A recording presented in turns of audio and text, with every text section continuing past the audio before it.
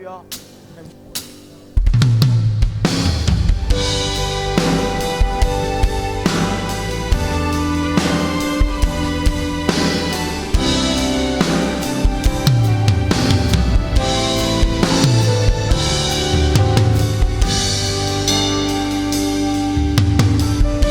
우리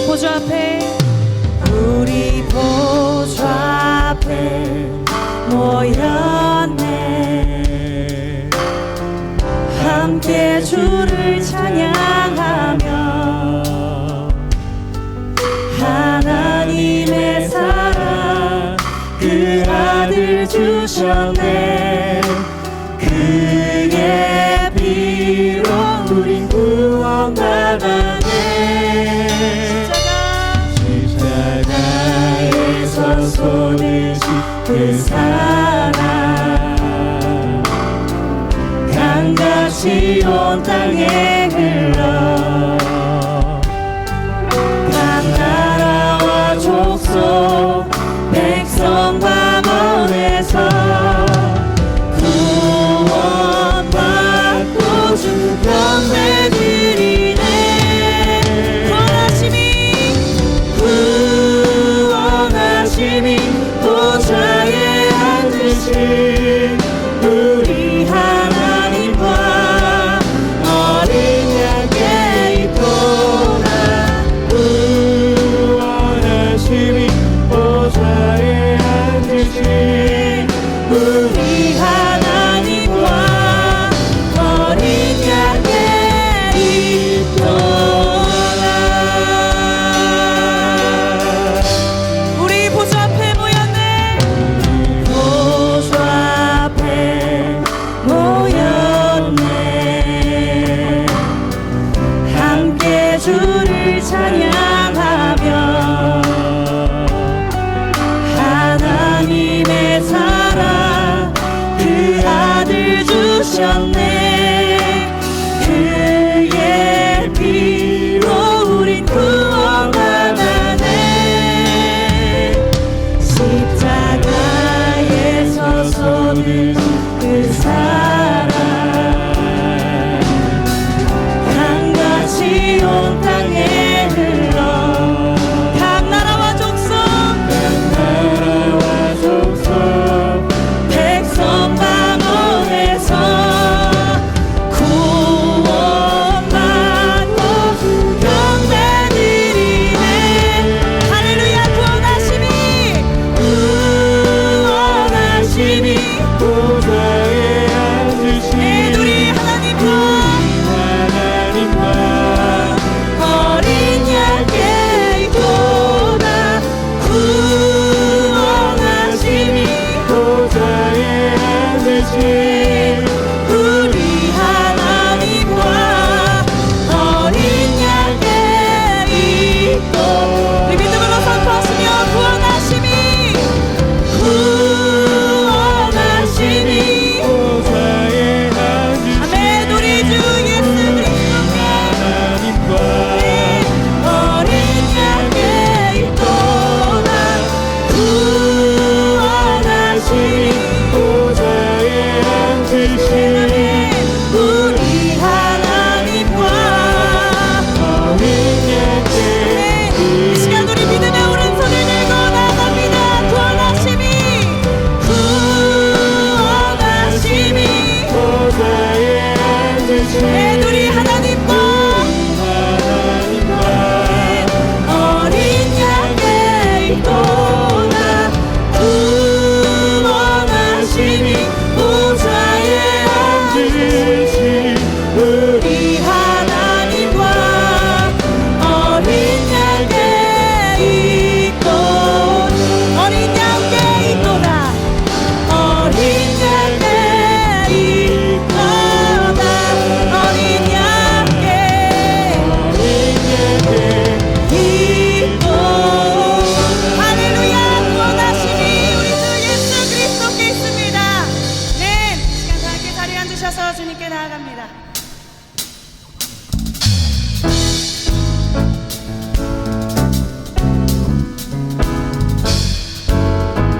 할렐루야. 오늘도 우리와 동행하시는 예수 그리스도 그 이름의 하실 주님을 또 기대하며 주님 앞에 나아갑니다. 우리 함께 노래합니다. 주와 같이 길 가는 것 즐거운 일 아닌가. 우리 주님 걸어가신 발자취를 다시 한 번 더 주와 같이 길 가는 것 즐거운 일 아닌가. 우리 주님 걸어가신 발자취를 밟게.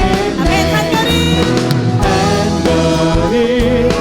한 걸음 주 예수와 함께 날마다 우리 걸어가. 맨 어린아이 같은 우리 미련하고 나타나 주의 손에 이끌려 생명길로 가게. 아멘. 한 걸음 주님과 함께 걷겠습니다. 예수와 함께 날마다 우리 걸어가. 아멘. 꽃이 피는 들판이나 험한 골짜기 오늘 주님이 인도하시는 대로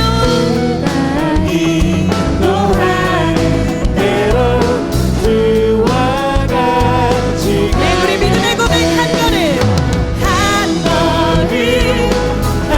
걸음 주 예수와 함께 날마다 우리 걸어가. 네, 옛선지자의 높같이 우리들도 천국에 들려올라갈 때까지 주와 함께 걷겠습니다. 네, 한 걸음 주 예수와 함께 날마다 우리 걸어가. 주님과 한 걸음 우리 주님과 함께 주 예수와 함께 날마다 우리 믿음으로 우리의 삶 가운데 선포하시며 한 번 더 한 걸음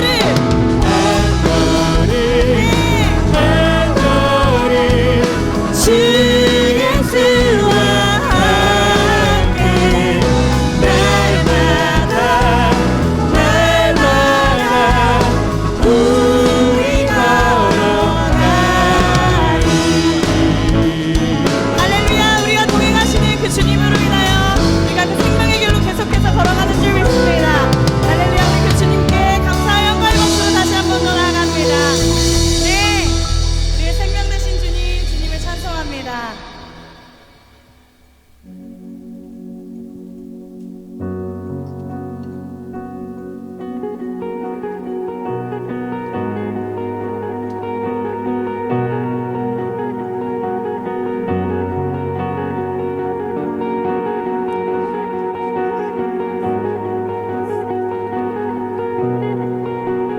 이 세상 험하고 나 비록 약하나 늘 기도 힘쓰며 큰 권능 얻겠네. 주의 은혜로 대속받아서 피와 같은 같이 붉은 죄 눈 같이 희겠네. 아멘. 이 시간 십자가의 은혜를 생각하며 나아갑니다. 주님의 권능은 주님의 권능은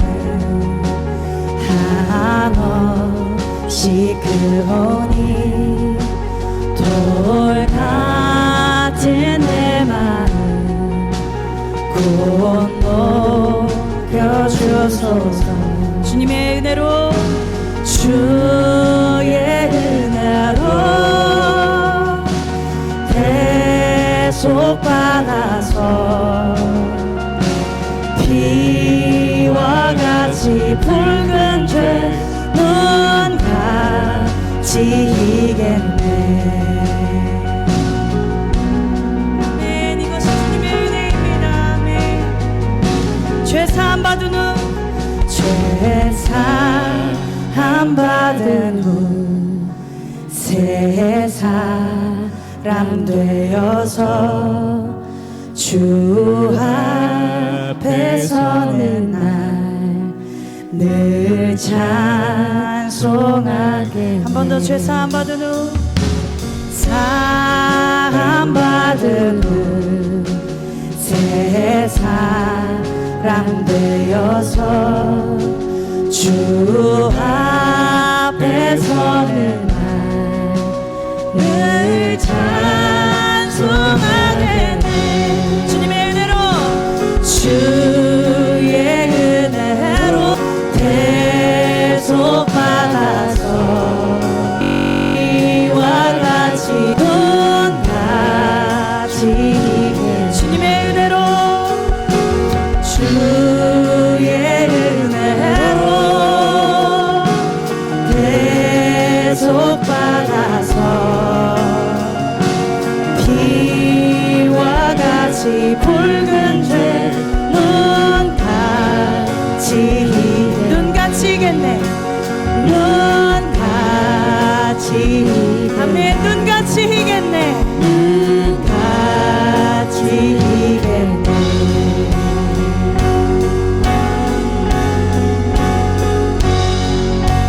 할렐루야. 우리의 모든 죄를 대속하신 예수 그리스도 그 이름의 권능을 찬양합니다. 그 이름을 높여드립니다. 할렐루야. 날 대속한 주 찬양해. 죽음에서 살리셨네.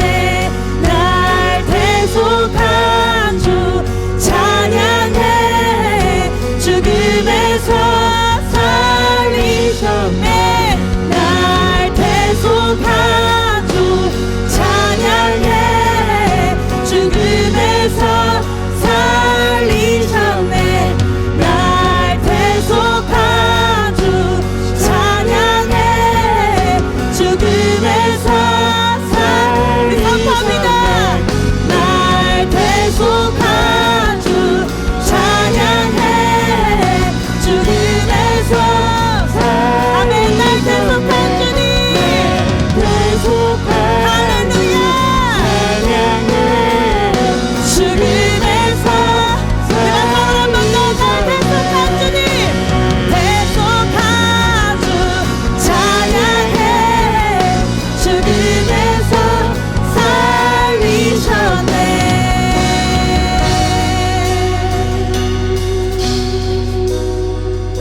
주의 은혜로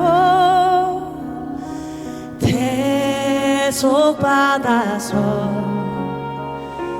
피와 같이 붉은 죄 눈 같이 희겠네. 주님의 은혜로 주의 은혜로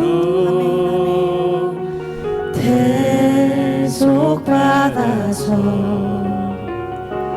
피와 같이 붉은 죄 눈 같이. 우리 시간 예수님의 사랑을 기억하며 다시 한 번 더 주님의 주의 은혜로 대속받아서 그와 같이 붉은 죄 눈 가시겠네.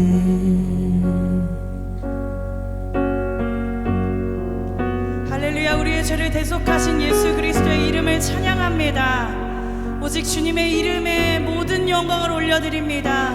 우리를 구원하신 이름, 존귀하신 이름, 치유의 이름, 소망의 이름, 능력의 이름, 우리를 살리신, 우리를 죽음에서 생명으로 옮기신 그 예수 그리스도의 보를 찬양합니다. 할렐루야. 이 시간 그 예수 그리스도의 이름을 선포하며 나아가십시다.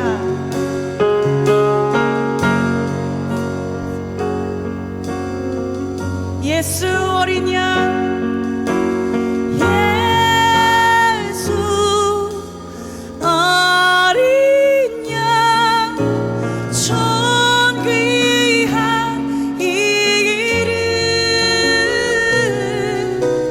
예수 어린 양, 존귀한 이름, 예수 어린 양,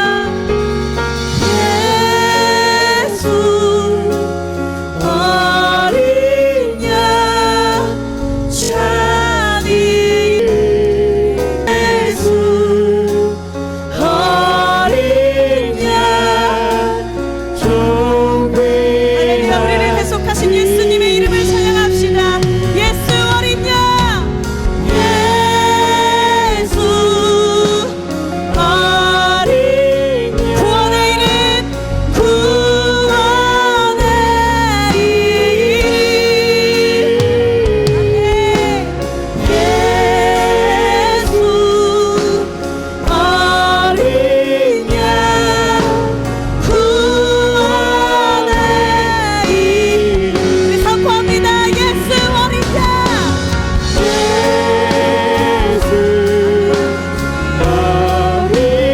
안에 능력의 이름,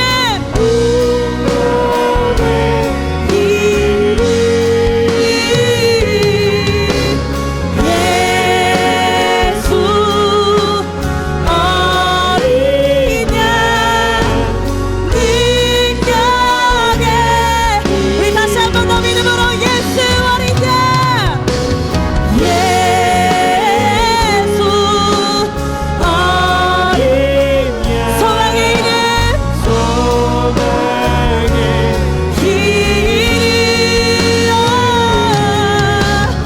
예수 어린 양,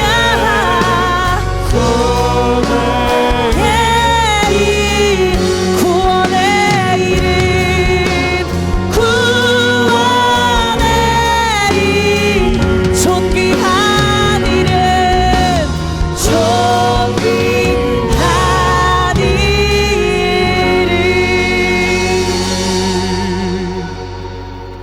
제가 가지고 있는 성경 신약성경 61면에 있는 마가복음 6장 1절부터 6절 말씀 한 절씩 교독하시고 마지막 절은 함께 읽도록 하겠습니다.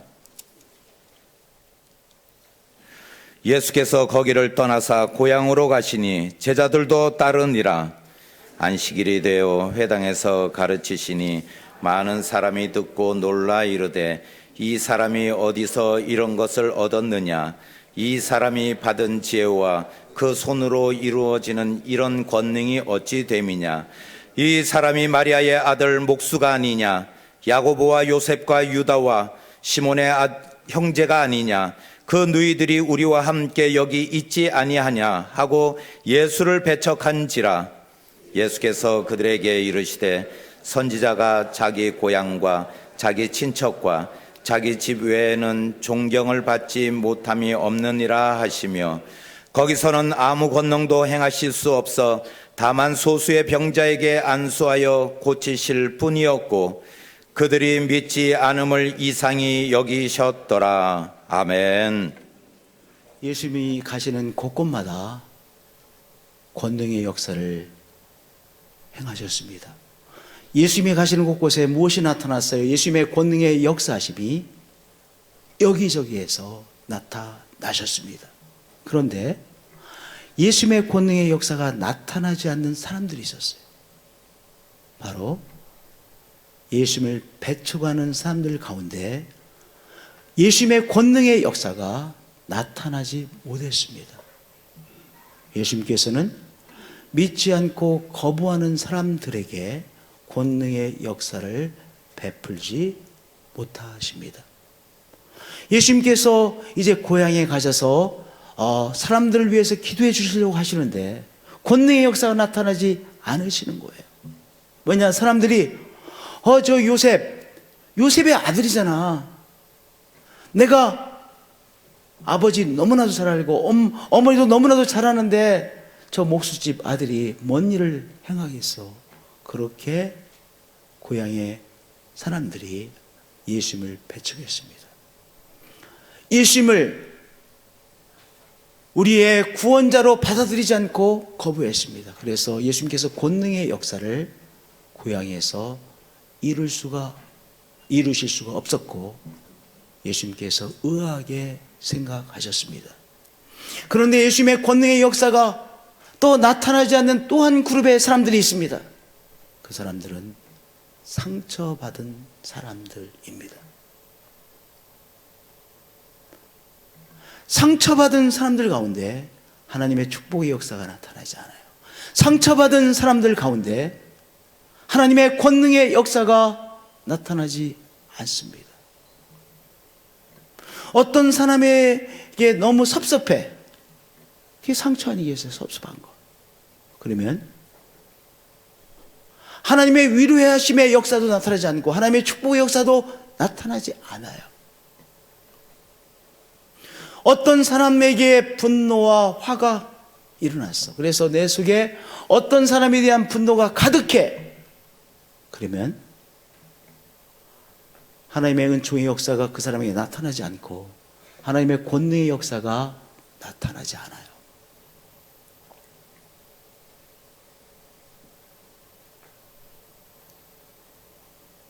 하나님의 은총을 정말 사모하시죠? 하나님의 권능의 역사가 나의 삶에 나타나기를 정말 간절히 원하시죠? 그러면 어떻게 해야 돼요? 상처받기를 거부하셔야 돼요.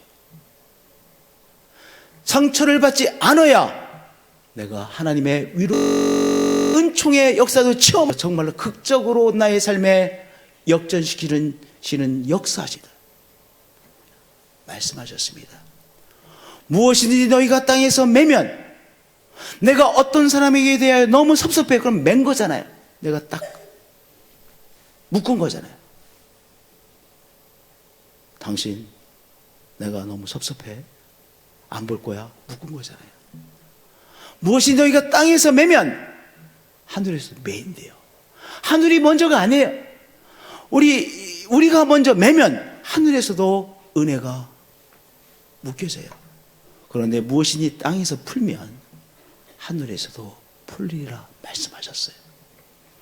정말 하나님의 은총을 체험해야 되죠. 하나님의 축복의 역사심을 체험해야 되죠. 하나님의 치유하심의 은총을 체험해야 되죠. 하나님께서 우리의 삶의 문을 여시는 은총을 체험해야 되죠. 그러려면 어떻게 해야 돼요? 우리가 상처받기를 거부하셔야 돼요. 상처를 받지 않아야만 하나님의 은총의 역사도 일어나고 문을 여시는 하나님의 역사도 일어나고 하나님의 치유의 역사심도 일어나고 축복의 역사도 우리의 삶에 일어나는 것이죠. 성경에서 상처받음을 극복하지 못함으로 망가진 삶 한 사람만 소개해 보겠어요.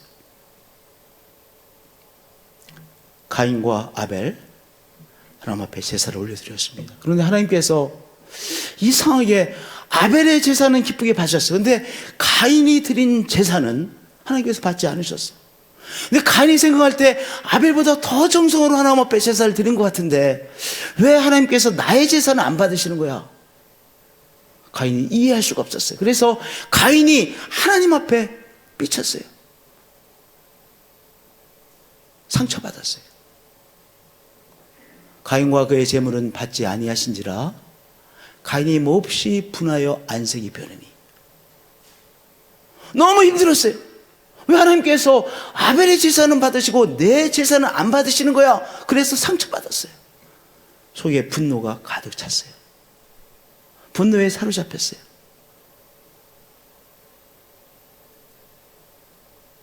하나님께서 분노에 가득 차 있는 가인에게 찾아오셨어요. 그리고 말씀하셨어요. 내가 분화하면 어찌 됨이며 안색이 변하면 어찌 됨이냐. 이렇게 말씀하시는 것은요, 이 팩트 그 자체만 말씀하시는 것이 아니라 빨리 극복해내라고 말씀하시는 거예요. 왜냐? 이 가인이 하나님의 은총의 주인공이 되어야 되잖아요. 다시 이제 정말 하나님의 은총을 깊이 체험하는 사람이 되어야 되기 때문에 하나님께서 가인에게 왜 분노 속에 사로잡혀 있느냐라고 말씀하신 거예요. 계속해서 말씀하시죠. 내가 선을 행하면 어찌 낯을 들지 못하겠느냐. 그러니까 이 상처받음 즉 분노로 있는 것 그 자체가 선이 아닌 것이죠. 선을 행하지 아니하면 죄가 문에 엎드려 있느니라. 죄가 너를 원하나 너는 죄를 다스릴지라. 극복해 내라는 거예요. 바로 이 분노 속에 사로잡히지 말고 그것을 거부함으로 이제 하나님의 은총을 새롭게 체험하는 너의 삶이 되어야 된다고 하나님께서 말씀하셨어요. 그럼에도 불구하고 이 상처받음을 통과하지 못했어요. 그래서 가인은 망가진 인생이 되어졌어요. 아벨도 망가진 인생이 되어졌어요. 반면에 상처받기를 거부함으로 축복의 주인공이 된 사람들이 성경 안에 많이 있습니다. 그 사람들의 상황을 보면 정말 상처받을 그러한 상황이었었어요. 예를 들어서 아브라함, 하나님께서 엄청난 약속의 축복의 말씀을 주셨어요. 그래서 그 축복의 약속의 말씀을 붙들고 하나님께서 하라고 하신 대로 자기 아버지 집 고향을 떠나 갈 곳을 엄청난 결단이죠. 불구하고 아버지 집 고향을 떠나 갈 바를 알지 못하고 떠났어요. 그런데 하나님께서 축복해 주시지 않는 거예요. 축복이 금방 나타나야 되잖아요. 아들이 금방 잉태되어야 되잖아요. 그런데 아들이 잉태되지 않았어요. 정말 하나님께서 약속하신 그 약속이 이루어지고 있다라고 하는 그 어떤 사인도 그에게 나타나지 않았어요. 그럼 상처받을 만하잖아요. 아니 내가 지금 떠났는데 불구하고 하나님 지금 뭐 하자고 하시는 겁니까? 썩나지 않겠어요? 화나지 않겠어요? 그런데 화나고 썩내기를 거부했어요. 믿어지지 아니하는 하나님의 약속의 말씀을 믿으려고 애를 썼어요. 많은 과정들이 있었지만 그래도 그가 믿음으로 살려고 애를 썼어요. 하나님께서 이 아브라함을 축복해 주셔서 바로 이삭을 얻게 하시고 이삭을 얻고 아내와 함께 정말 기쁘게 웃을 수 있었고 그리고 믿음의 조상이 되어졌어요. 믿음의 조상이 되어진 아브라함 아니겠습니까? 뭐예요? 상처받기를 거부했기에 믿음의 아버지, 믿음의 조상 아브라함이라고 하는 인생이 될 수 있었던 것이죠. 요셉은 정말 상처받을 일이 그의 삶에 너무나 많았어요. 아버지의 심부름을 이제 부탁받고 형들을 찾아갔어요. 근데 형들이 요셉을 노예성한테 팔아넘겼어요. 그래서 졸지에 남의 나라 애굽에 종이 되어졌어요. 팔려서 한 집안의 종의 삶이 시작되어졌어요. 여러분들 그럼 화병 나서 죽지 않겠어요? 그런데 요셉은 화병에 걸리지 않았어요. 화병에 걸리지 않았어요. 여기에도 하나님의 선한 뜻이 있음을 그가 믿어보려고 애를 썼어요. 그래서 상처받지 않고 그것을 어떻게든지 거부했어요.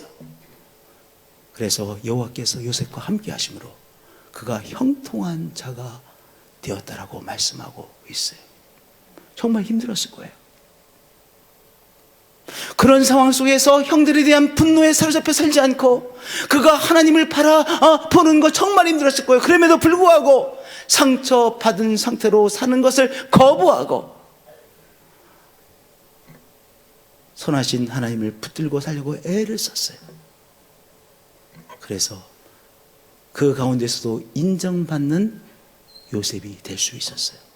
그런데 시련은 거기서 끝나지 않았어요. 이번엔 안주인에게 성폭행범이라는 말도 안 되는 의명을 쓰게 되셨어요. 그리고 졸지에 성폭행범으로 감옥에 갇히게 되어졌어요. 그러면 상처받을 만하세요. 내 인생은 왜 이렇게 안 풀리냐? 내 인생은 왜 이렇게 되는 거야? 이럴 수 있잖아요. 그럼에도 불구하고 그는 그 상황에서도 상처받기를 거부했어요. 그리고 선하신 하나님께서 그와 함께 하심을 그는 믿었어요. 그리고 선하신 하나님 앞에 대화하며 살려고 애를 썼어요. 기도하려고 애를 썼어요. 여호와께서 요셉과 함께 하시고 그에게 인자를 도와서 간수장에게 은혜를 받게 하셨어요. 뭐 했어요? 상처받을 그런 상황에서도 상처받기를 거부했어요. 한 번은요, 전직 술 맡은 관원장, 근데 졸지에 자기와 함께 이제 감옥 안에 들어온 사람을 위해서 그 사람이 꾼 꿈을 해석해 줬어요. 근데 그 해석해 준 대로 술 맡은 관원장이었던 이 사람이 복직되어졌어요. 대단한 포지션이었거든요. 바로 왕의 술 맡은 관원장이에요. 그래서 금방 약속한 대로 술 맡은 관원장이 이제 자기의 억울함을 잘 호소해서 풀려날 것을 기대했어요. 그런데 시간이 지나도 아무런 소식이 오지 않았어요. 그러면 상처받고 실망하고 좌절할 수밖에 없는 상황 아닙니까? 그럼에도 불구하고 요셉이 실망의 나락에 빠지지 않았어요. 실망에 사로잡히지 않았을 거 아니겠어요? 그렇게 생각하지 않으면 이해할 수 없는 하나님의 뜻이 있음을 붙잡아 보려고 애를 썼어요. 41장에 보면요, 41장에 보면 만 2년 후에 바로가 꿈을 꾼즉 만 2년 후에 이상한 일이 일어나서 바로 왕이 꾼 꿈을 해석해 주러 나가게 되어졌어요. 그리고 요셉의 인생에 상상할 수 없는 은총의 기회가 주어졌어요. 여러분들, 요셉의 삶은 한마디로 말하면 상처받을 결정적인 사건들이 계속해서 일어났어요. 그럼에도 불구하고 요셉이 상처받기를 거부했어요. 상처받는 것과 끝까지 싸워 영적인 싸움을 감당해내므로 이 상처받기를 거부함으로 요셉이 하나님께서 주시는 엄청난 축복의 삶으로 역전되어졌던 것입니다. 할렐루야.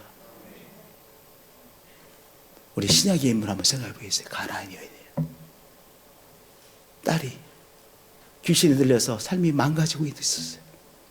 그래서 예수라고 하는 분의 이 소문을 듣고 이제 예수님 앞에 나왔어요. 그리고 예수님 앞에 나가서 예수님, 제 딸 좀 기도해 주세요라고 했어요. 근데 들은 척도 안 하셨어요. 아니, 예수님께서 이 가나안 여인의 그 간절한 이 호소에 예수님께서 들은 척도 안 하셨어요. 여러분, 상처받지 않겠어요? 상처받을 수 있는 상황이잖아요. 그래서 가나안 여인이 더 크게 예수님 앞에 소리 질렀어요. 거기서 상처받지 않고 더 크게 예수님 좀 도와달라니까요. 더 간절하게 예수님을 불렀어요. 근데 드디어 예수님께서 그 여인을 쳐다보고 말씀하셨어요. 뭐라고 말씀하셨는지 아세요? 나는 이스라엘 집에 잃어버린 양 외에는 다른 데로 보내심을 받지 아니하노라. 나는 이스라엘 사람만을 위해 보내심을 받은 사람이야. 이방인을 위해 기도해 줄 수가 없어. 이렇게 말씀하신 거예요. 상처받을 수 있잖아요. 뭐 저런 사람이 다 있어. 이렇게 생각할 수 있지 않겠어요? 그런데 이 가나안 여인은 상처받기를 거부했어요. 그럴 수 있다라고 여기고 상처받기를 거부하고 또 외쳤어요. 그래서 예수님께서 더 심하게 말씀하셨어요. 아주 결정적인 강탈을 하셨어요. 자녀의 떡을 취하여 개들에게 던짐이 마땅하지 아니하니라. 성경에서 가장 강력한 말씀 중에 하나라고 생각해요. 아니, 자녀의 떡을 취하여 개들에게 던짐이 마땅하지 아니하니라. 어떻게 이렇게 말씀하실 수가 있어요? 이건 심해도 너무 심한 말씀 아니겠어요? 어떻게 이럴 수가 있어요? 그럼에도 불구하고 이 가나안 여인이 상처받기를 거부했어요. 이렇게 응답했어요. 개들도 주님의 상 밑에 떨어진 부스러기를 주워 먹지 않습니까? 상 밑에 떨어진 부스러기도 내가 취하여야만 되겠습니다. 당신의 은혜의 조각이라도 취하여야만 살 수 있겠습니다. 이렇게 응답했어요. 예수님께서 이 여인의 자세를 보시고 감동하셨어요. 감탄하셨어요. 여자여, 내 믿음이 크도다. 예수님께서 감동하셨어요. 끝까지 상처를 받기를 거부하는 이 여인의 믿음의 태도를 보시고 우리 예수님께서 감동하셨고, 이 여인의 이 믿음의 실체를 이 사건을 통하여 우리에게 드러내 주셨어요. 여자여, 내 믿음이 크도다. 예수님께서요, 여자여라고 부르실 때는요, 이건 아주 중요한 의미를 갖고 있어요. 특별한 상황에서만 예수님께서 여자여라고 부르십니다. 여자여, 내 믿음이 크도다. 내 소원대로 되리라. 그렇게 역사해 주었어요. 이 여인은요, 얼마든지 상처받을 상황에서 상처받기를 거부했으므로 드디어 예수 그리스도의 귀한 은총을 체험하게 되어졌어요. 예수 그리스도를 통하여 내 믿음이 크도라고 하는 인정을 받는 사람이 되어졌던 것이지요.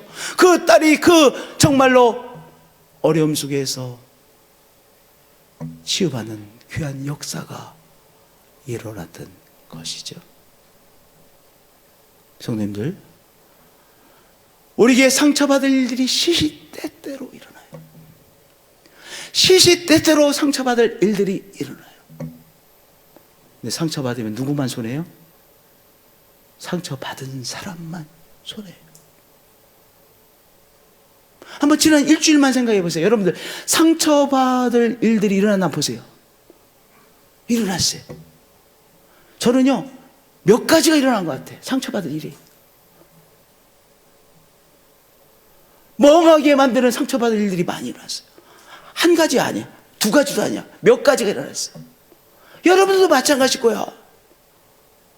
여러분들 직장에서 또는 가족관계 속에서 이런저런 관계 속에서 상처받을 일들이 일어나셨죠. 그것이 우리의 삶이에요. 그런데 상처받으면 어떻게 되는 거예요? 하나님의 역사가 우리 속에서 끊겨요. 막힙니다. 우리는 하나님의 은총의 역사, 기적의 역사가 일어나야 되는데, 그러면 어떻게 해야 돼요? 상처받기를 거부해야 되지. 또 어떻게 해서든 상처 안 받아야 돼. 그럼 상처받지 않는 비결, 우리 성경에서 말씀해 주시는 비결은 첫 번째, 어떤 일도 선하게 해석하세요. 상처받을 일들이 시시때때로 일어나요. 전혀 예기치 않았던 일들이 일어나요. 이게 뭐야? 띵, 띵. 그것이 우리의 삶이에요. 상처받을 일들이 시시때때로 일어납니다. 수시로 일어납니다. 그런데 상처를 받고 상처를 안 받고 하는 것은 그 사건 자체에 달려있는 것은 아니에요. 결국은 상처를 받느냐 안 받느냐의 문제는 내가 결정하는 거예요. 사건 자체가 우리에게 상처를 주는 것이 아니라 내가 그것을 어떻게 해석하느냐에 따라서 상처가 될 수도 있고 상처가 안 될 수도 있어요. 상처로 왔는데 싹 날릴 수가 있어요. 싹 날렸어요. 싹 피했어요. 근데 상처로 받아들이면 상처인 거예요. 상처받을 일들이 수시로 일어납니다. 그런데 상처받고 안 받고 하는 것은 사건 자체에 달려있는 것이 아닙니다. 사건에 대한 우리의 해석에 달려있어요. 뭐가 중요해요? 우리에게 다가온 이 사건을 우리가 어떻게 해석하느냐에 달려있어요. 근데 상처를 받으면 상처를 받았기 때문에 내가 정말 아픈 경험을 하는 것이지 않겠습니까? 그 다음에 그 아픈 경험이 거기서 끝나지 않고 그 다음에 하나님의 은혜를 체험하지 못해요. 하나님의 축복을 체험하지 못해요. 하나님의 역사심이 나타나지 않아요. 그러니까 두 번째 또 상처받는 거예요. 아주 결정적인 상처를 받게 되는 거예요. 우리는 그런 희생양이 되지 않기 위해서 어떻게 해야 돼요? 상처받기를 거부해야 돼요. 어떻게 함으로? 어떤 일도 우리에게 다가온 그 일을 선하게 해석하세요. 선하게 해석하시는 거예요. 여러분들, 하나님이 우리와 함께 하세요. 근데 우리와 함께 하시는 하나님은 어떤 하나님이세요? 선하신 하나님이세요. 우리가 좋으신 하나님, 우리 찬양하잖아요. 그렇죠? 좋으신 하나님. 근데 그래서 더 정확하게 번역하면 뭐라고 했어요? 선하신 하나님이에요. 하나님의 선하심. 선하신 하나님이 우리와 함께 하세요. 선하신 하나님께서 우리의 삶을 주장하고 계세요. 그렇기 때문에 오늘 어떤 일이 일어났어도 결국은 하나님의 선하심으로 이 사건을 하나님께서 인도해 주세요. 선하신 하나님께서 우리와 함께 하십니다. 선하신 하나님께서 우리를 주장하고 계세요. 그러므로 오늘 우리가 경험한 사건을 하나님의 선하심으로 해석해 내시고 마는 거예요. 어렵죠. 때때로 섭섭함에 빠지기가 쉬워요. 분노에 사로잡히기가 쉬워요. 다 때려치고 싶은 생각이 들 때가 있어요. 그럼에도 불구하고 정신을 차리시고 나와 함께 하시는 바로 선하신 하나님 안에서 하나님의 선하심으로 내가 경험하는 사건을 해석하시고 나와 함께하는 사람들에 대하여 해석해 내셔야 되는 거예요. 뭐냐? 그래야 제대로 살 수 있으니까. 그래야 제대로 하나님의 은총을 체험할 수 있으니까 하나님의 선하심으로 우리가 경험한 사건들을 해석해 내세요. 제가 한 30년 동안 제가 친하게 지내는 선배 목사님이 계셨어요. 그분은 감리교회 목사님이세요. 근데 뭔가 내가 그분과 함께 있으면 마음이 편해. 그래서 그분은 감리교회 목사님임에도 불구하고 친하게 지내고 때때로 일이 없어도 만나자고 해서 같이 식사하고 그렇게 했어요. 아주 친하게 지내는 목사님이고 그냥 만나서 같이 식사하면 뭔가 좋아. 그래서 이렇게 한 30년을 아주 친하게 지내는, 너무 자주는 못 만나지만 그래도 때때로 만나면 아주 좋은 그런 목사님이셨어요. 근데 이분이 조금 조기 은퇴를 하시고 고향이 제주도 분이신데 제주도 서귀포 고향으로 가셨어요. 근데 그때가 코로나19 이제 막 시작하기 직전이었거든요. 그래서 거의 한 4년 이상을 못 만났어요. 작년 10월에 제가 이제 전 목사와 함께 제주도를 가게 돼서 만났어요. 만나서 이제 이제 첫 번째 날 만나서 이제 이틀 후에 같이 식사를 하기로 했어요. 사모님들 같이 식사를 하기로 했어요. 그래서 저는 제가 그분을 좋아하니까 그분과 함께하는 것이 기쁨이니까 이제 그분하고 같이 식사할 시간을 기다리고 또 기다리고 있었어요. 근데 그분이 말씀하시기를 서울에 가서 볼 일이 있는데 그 일 보고 그리고 빨리 내려와서 저와 함께 저녁 식사를 하시겠다는 거예요. 그렇게 약속이 됐어요. 근데 3시가 돼도 전화가 안 와요. 나는 지금 그분하고 만나서 이렇게 대화 나누고 식사할 것을 학수고대하고 있는 3시가 돼도 전화가 안 와. 4시가 돼도 전화가 안 와요. 4시 반이 돼도 안 와. 계속 기다리고 있는데 5시 전화가 왔어요. 목사님, 내가 서울 일이 잘 끝나지가 않아서 생각보다 길어져서 못 내려갈 것 같아. 우리 다음에 봐요. 이렇게 싫은 거예요. 제가 삐쳤어요. 너무 섭섭한 거야. 아니 그러려면 지금 이게 내가 그렇게 보고 싶은 우리 목사님 말이야 지금 4년 만에 이렇게 만나는데 그러면 그날 갈 거였으면 그 전날에 만나서 식사하자고 해서 그 전날에 만나서 식사하면 됐잖아. 근데 하필이면 서울 가는 날 식사를 하자고 해가지고 이렇게 됐나 이런 생각이 드는 거예요. 그리고 서울 일 빨리 보고 내려오신 것이지 왜 다 일 보고만 늦어가지고 늦게 5시가 넘어서 전화해서 이제 못 내려간다 하면 제가 섭섭하더라고요. 섭섭한데 전 목사한테 그렇게 말하면 내가 쪼잔하게 보이니까 말을 못하고 속으로만 섭섭했어요.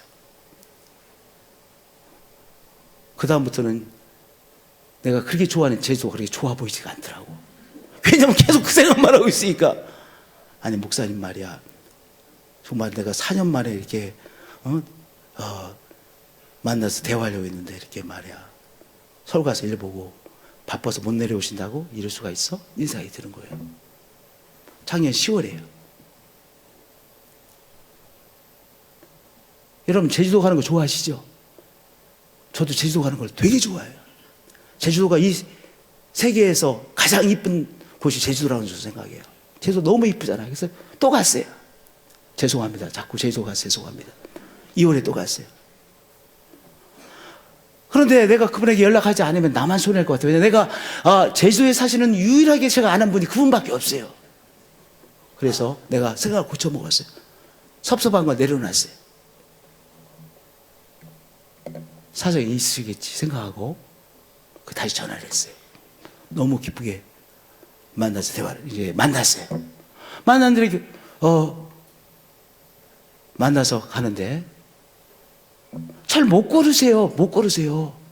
아니 나도 천천히 걷는데 완전히 이건 거의 못 걸으셔. 그래서 왜 그러시냐 했더니 그때서야 말을 하는 거예요. 심장 판막이 완전히 망가졌다는 거예요. 그래서 작년 10월에 아산병원을 갔는데 빨리 입원해야 된다라고 그렇게 하는데 지금 사정이 있어서 그때 입원하지 못하고 이제 다음 주 토요일 날 입원해서 그 다음 이제 화요일 날 수술을 받으신다는 거예요. 그때서가 이해가 되는 거예요.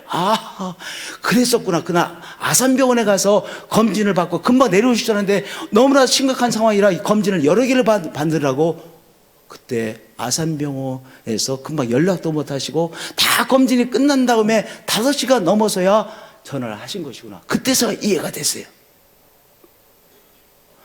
그 목사님이 고 목사님이라는 분인데 원래 말씀이 없으세요. 정말 말씀이 없으시고 늘 한이 같은 신 목사님이에요. 내가 정말 내가 좋아하는 목사님 잊어버릴 뻔했다면 섭섭하면 내가 그 사람 그 다음에 내가 전화 안 할 수 있잖아요. 그럼 내가 제주도에 하는 유일한 분이 그밖에 없어요. 근데 그분이 워낙 말씀이 없으시니까 그 전후 사정을 말씀 안 하셔서 10월에 그 일이 있었는데 2월에 가서야 그분이 잘못 드시는 그 상황을 통해서 상황을 이해하게 된 거예요. 그런 거구나. 이게 섭섭할 문제가 아니었구나. 이거 깨달은 거예요. 성도님들, 우리는 상대방을 몰라요. 상대방이 처한 상황도 모르는 것이 태반이고 상대방의 입장도 모를 때가 태반이에요. 그러면 그저 억지로라도 하나님의 선하심으로 해석하세요. 내가 하나님의 선하심으로 해석하지 못해서 분노하면 어떻게 돼요? 하나님의 은총을 체험하지 못해요. 그 사람을 통해서 역사하실 하나님의 축복의 역사를 체험하지 못하게 되어져요. 그러므로 어떻게 하세요? 사투를 벌여서라도 하나님의 선하심으로 해석하세요. 결국은 내 해석에 달려있어요. 저를 한번 따라서 해주시기 바랍니다. 나의 해석에 달려있습니다. 결국 상처를 받느냐 상처를 받지 않느냐의 문제는 사건 자체에 달려있는 것이 아니라 나의 해석에 달려있어요. 그러면 내가 어떻게 해서라도 하나님의 선하심으로 일을 해석하고 하나님의 선하심으로 사람의 문제를 해석해 내세요. 누구한테 축복이에요? 나에게 축복이에요. 그 태도를 하나님께서 믿음으로 받으시고 하나님께서 또한 그 믿음을 통하여 역사하세요. 할렐루야.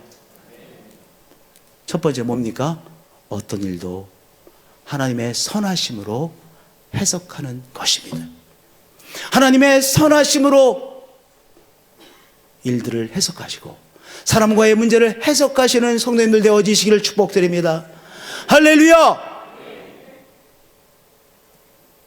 상처받을 상황을 우리가 대합니다. 그 상황에서 하나님의 축복이 나타날 과정으로 받아들이세요. 어려운 문제 또한 어려운 사람과의 관계를 대할 때 우리가 이것도 뭐야? 이렇게 생각하곤 하죠. 그런데 성경의 원리, 영적인 원리는 십자가가 먼저고 그 다음에 부활의 영광이에요. 십자가의 고난이 먼저고 부활의 영광이 그 다음에 따라오죠. 그렇잖아요. 예수님께서 십자가의 고난 정말 얼마나 손가락질 당하시고 침뱉음을 당하시고 모욕을 당하시고 채찍에 맞으시고 다 발가 벗기시고 정말 모욕 중에 모욕을 당하셨어요. 그런데 그걸 통과하시자 죽음의 나락에 빠지셨어요. 그것을 통과해내시자 하나님께서 그를 살려 부활의 영광을 체험하게 하셨어요. 우리의 삶은 늘 무엇이 먼저 와요? 특별히 하나님의 사람들에게 받아들이기 어려운 역경이 먼저 와요. 치욕이 먼저 와요. 모욕이 먼저 와요. 여러분들, 모욕을 잘 소화할 수 있는 우리가 아니잖아요. 다른 건 다 참을 수 있는데 모욕은 못 참습니다. 그것이 우리예요. 그런데 우리는 믿음의 사람이죠.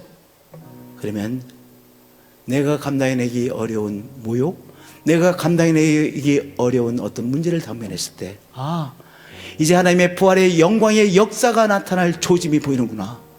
이것을 잘 통과하면 하나님의 은총의 역사가 나의 삶에 나타나는 것이구나라고 사인을 읽으세요. 상처받을 상황을 하나님의 축복이 나타날 과정으로 보시기 시작하시는 거예요. 아멘. 우리는요, 우리가 어떤 일을 하면, 선한 일을 하면 좋은 결과가 금방 나타날 것이라고 생각해요. 그렇지 않아요. 절대 그렇지 않아요. 더구나 우리가 하나님의 이름으로, 예수 그리스도의 이름으로 선한 일을 할 때, 우리가 헌신하고 애를 쓸 때 금방 인정받는 것이 아니에요. 하나님도 보고 계세요. 그 일정한 기간을 우리가 잘 통과해야 돼요. 어떤 기간들이 있어요. 내가 선한 의도를 했어도 오해를 살 때가 있어요. 우리는요, 우리 인간은요, 오해 동물이에요. 나도 다른 사람에 대해서 오해하고 다른 사람도 나에 대해서 오해하고. 성도님들, 오해받으면 힘드시죠? 근데 성도님은 다른 사람에 대해서 오해 안 하셨어요? 나는 오해 많이 했어요. 저는 수없이 오해했어요. 지금도 오해할 때가 많아요. 우리도 다른 사람에게 오해했잖아요. 다른 사람들도 우리에 대해서 오해할 때가 많아요. 그거를 믿음으로 잘 통과하셔야 돼요. 그러면 그 다음에 하나님의 축복의 역사가 나타나요.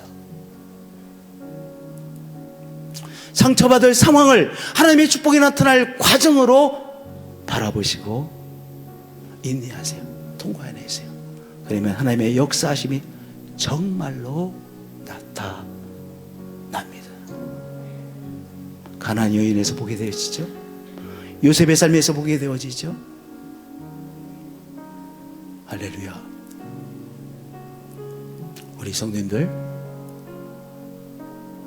상처받을 일들이 시시때때로 일어나요. 그런데 상처받기를 사투하시며 거부하세요. 하나님의 선하심이 나와 함께 하심을 인정하고 노래하세요. 그럴 때 하나님의 선하심이 우리의 삶에 너무나도 아름답게 나타나고야 마는 것입니다. 그러한 우리 믿음의 성도님이 되어지시기를 예수 그리스도의 이름으로 축복드립니다. 일어나셔서 찬양으로 계속한 죄 죽음에서 살리셨네. 날 대속한 주 찬양해. 죽음에서 살리셨네. 날 대속한 주 찬양해. 죽음에서 우리 계속해서 선포합니다. 날 대속한 주 찬양해. 죽음에서 날 대속한 주 찬양해. 죽음에서 우리 마지막으로 한 번 더. 날 대속한 주 찬양해. 죽음에서 살리셨네. 주의 은혜로 대속받아서 피와 같이 붉은 죄 눈같이 우리 믿음으로 한 번 더 주님의 은혜로 주의 은혜로 대속받아서 비와 같이 붉은 죄 눈같이 이겠네. 하나님, 주의 날 하나님 앞에 열정적으로 예배드리게 해주셔서 감사합니다. 존귀하신 하나님 앞에 초점을 맞추고 예배드리는 예배자로 저희들을 축복해 주셔서 감사합니다. 우리의 예배를 받으신 하나님, 예배 속에서 역사하신 하나님, 예배 속에서 우리를 붙잡으시는 하나님, 예배 속에서 우리를 치유하시고 회복시켜 주시는 하나님, 감사합니다. 경배합니다. 찬양합니다. 경배합니다. 하나님 앞에 우리의 마음을 구별하고 정성을 구별하고 시간을 구별하고 주신 물질 축복을 구별하여 예배를 올려드립니다. 주정금을 올려드립니다. 감사의 예물을 올려드립니다. 선교의 예물을 올려드립니다. 약속의 말씀 붙잡고 11조를 구별하여 올려드립니다. 우리의 정성, 우리의 시간, 우리의 마음 믿음을 우리 하나님 앞에 예배로 올려드립니다. 열정을 올려드립니다. 주의 축복으로만 제대로 살 수 있는 우리의 삶인 것 하나님 아시죠? 우리를 축복해 주시고 이끌어 주옵소서. 이제는 주 예수 그리스도의 은혜와 하나님 아버지의 크신 사랑과 성령님의 교제하시고 교통하심이 우리 예배자들 가운데 언제나 늘 항상 영원토록 함께 하시기를 축원하옵나이다.